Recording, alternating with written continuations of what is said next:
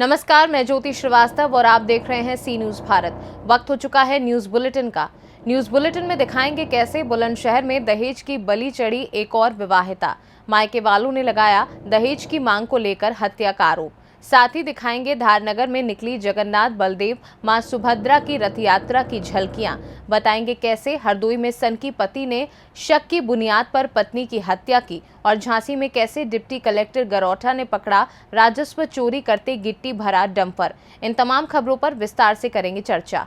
बुलंदशहर के सिकंदराबाद के मोहल्ला खत्री बड़ा निवासी योगेंद्र ने कोतवाली में दी तहरीर में बताया कि उसकी बहन ममतेश की शादी 12 जनवरी 2022 को बुलंदशहर के थाना कोतवाली देहात क्षेत्र के नीम खेड़ा निवासी मोनू के साथ हुई थी, परंतु दिए गए दान दहेज से बहन के पति सहित और ससुराली जन दहेज में एक मोटरसाइकिल की मांग करते थे, तो भाई ने बहन के ससुरालियों की मांग को पूरा करते हुए कुछ दिन पूर्व ही एक स्प्लेंडर मोटरसाइकिल निकलवा कर दे दी, लेकिन बहन के ससुराली जन उससे भी संतुष्ट नहीं हुए और दहेज में पैसे की मांग करने लगे और मृतका के खाते में पड़े पैसे की मांग की। मृतका के परिजनों का आरोप है कि ममतेश के ससुराली जनों की मांग पूरी नहीं हुई तो उन्होंने मृतका के साथ मारपीट करते हुए उसकी वहां फांसी लगाकर हत्या कर दी। योगेंद्र प्रजापति। योगेंद्र, क्या हुआ, क्या मामला है? हमारी बहन फांसी लगा कर मार दी नीम खेड़ा में। अच्छा, कब?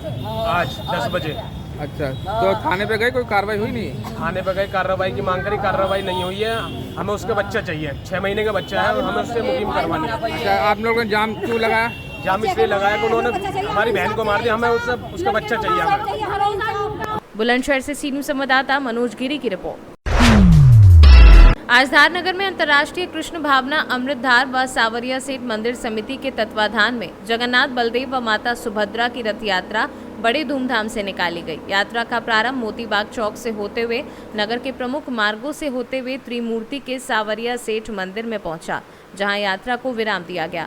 जगन्नाथ की यात्रा में कई धर्मालु शामिल हुए, साथ ही जगह जगह पर इस यात्रा का धर्म प्रेमी जनता ने स्वागत किया।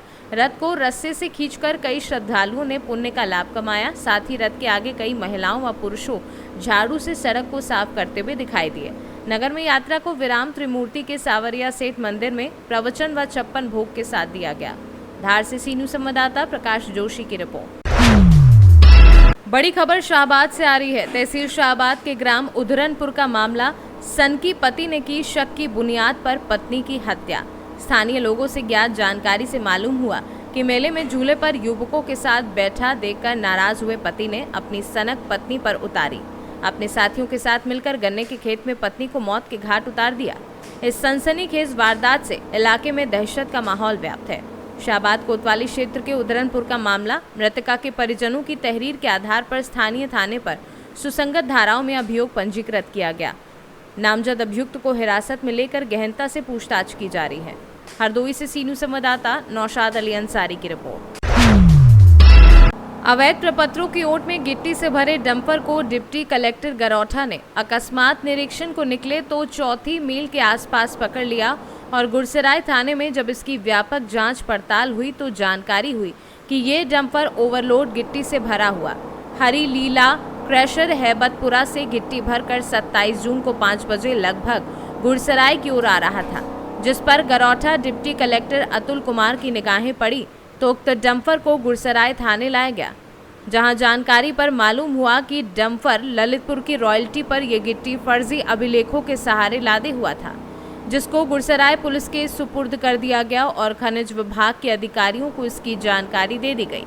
उधर गुरसराय थाना प्रभारी इंस्पेक्टर ललितेश नारायण त्रिपाठी से हमारे प्रतिनिधि ने इस संबंध में जानकारी की तो उन्होंने बताया कि जिले से खनिज और आरटीओ विभाग की टीम आने पर अगली कार्यवाही की जाएगी।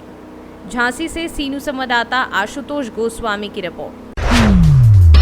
खबर शाहजहांपुर से है, जहां थाना पुवाया पुलिस जनपद शाहजहांपुर द्वारा छापेमारी कर न्यायालय द्वारा उद्घोषित 8 नफर वारंटी अभियुक्त गण को गिरफ्तार कर लिया गया है। पकड़े गए अभियुक्तों को न्यायालय के समक्ष प्रस्तुत करने की कार्यवाही की जा रही है। शाहजहांपुर से सी न्यूज संवाददाता फसाद खान की रिपोर्ट। फिलहाल इस बुलेटिन में बस इतना ही। देश और दुनिया की बाकी खबरों को जानने के लिए आप देखते रहिए सी न्यूज भारत।